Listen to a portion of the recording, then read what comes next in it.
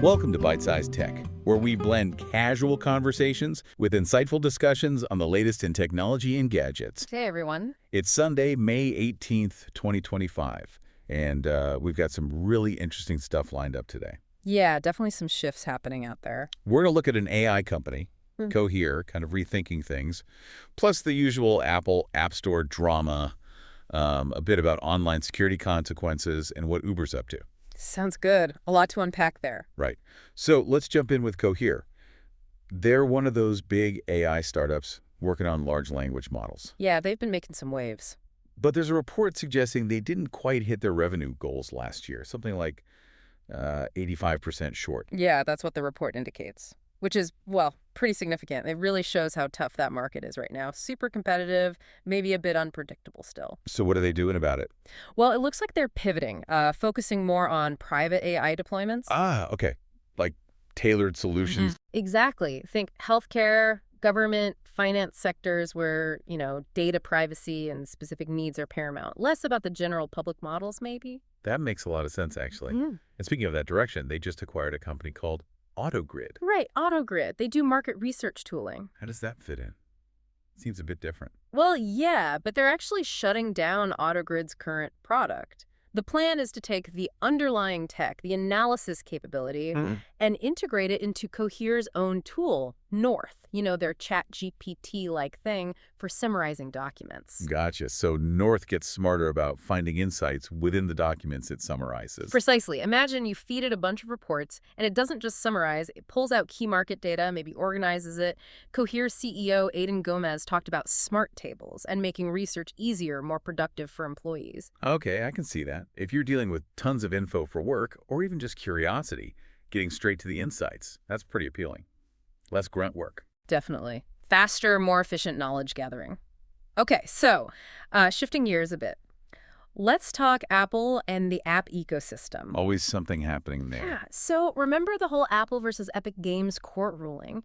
The fallout continues. Right. We're seeing it now with Patreon, the platform for creators. Yep. They updated their app recently, trying to let users pay directly via the web, bypass the App Store commission. The classic sidestep attempt. How'd Apple like that? Well, not surprisingly, Apple stepped in. Reports say they told Patreon, okay, web payments are fine, but the actual payment process has to happen in an external browser, not within the app's web view. Wow. So still making them jump through hoops. It really shows who holds the power, doesn't it? Yeah. The gatekeeper role is strong. It really is. It highlights that tricky balance for developers. They want flexibility, maybe lower costs for users or themselves, but they're still playing in Apple's sandbox by Apple's rules. Raises those ongoing questions about platform control. Definitely. Okay, on a more serious note, remember that SEC hack? Their X account last year? Oh, yeah, the fake Bitcoin ETF approval tweet. Caused a bit of chaos for a minute there. Right. Well, turns out the person behind that hack has just been sentenced. 14 months in prison. Wow, okay. So real consequences. Absolutely. It's a stark reminder that messing with official accounts, spreading false info like that, it's not just an online prank. It can impact markets, erode trust. Security breaches have real-world teeth. No kidding. And speaking of online platforms and, problems? Uh-oh. Where are we going now?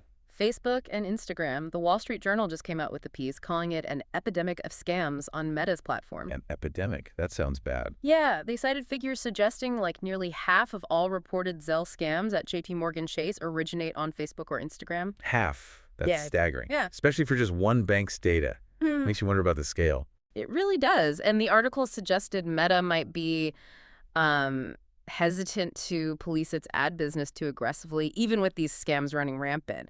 It's that tough spot between revenue and user safety. Yeah, a constant battle for these platforms, and probably something a lot of you listening have unfortunately bumped into online. Very likely. It's a huge challenge. Okay, just a quick, lighter detour. Yeah. Apparently, the site defector thinks Netflix is ruining action movies. Okay. Strong take. Something for the weekend debate list. Exactly. All right, let's talk Uber. They're trying something new. Yeah, this sounds interesting. It's a commuter shuttle service called Route Share. Route Share. How does that work? The idea is it runs fixed routes, picking passengers up at preset stops, kind of like a bus, but maybe smaller vehicles, and supposedly at regular intervals, like every 20 minutes. Okay. Sort of a techified, maybe more flexible bus route. Kind of, yeah. And Uber's chief product officer, Sachin Kansal, hinted at the long game. He called it a natural extension towards using autonomous vehicles for this eventually. Ah, there it is. The AV connection. So this fits into that bigger picture we've talked about before, right?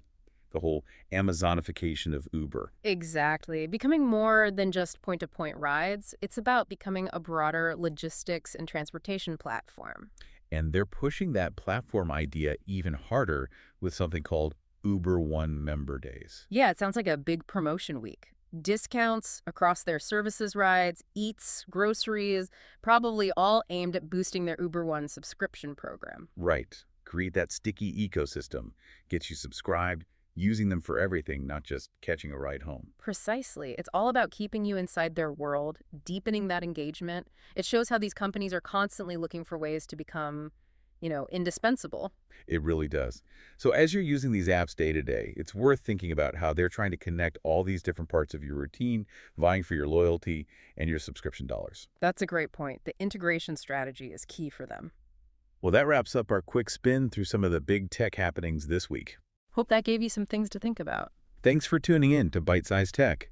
If you enjoyed the discussion, give us a thumbs up, drop a comment with your thoughts, share it with anyone who might find it interesting, and definitely subscribe so you don't miss our next deep dive. See you next time.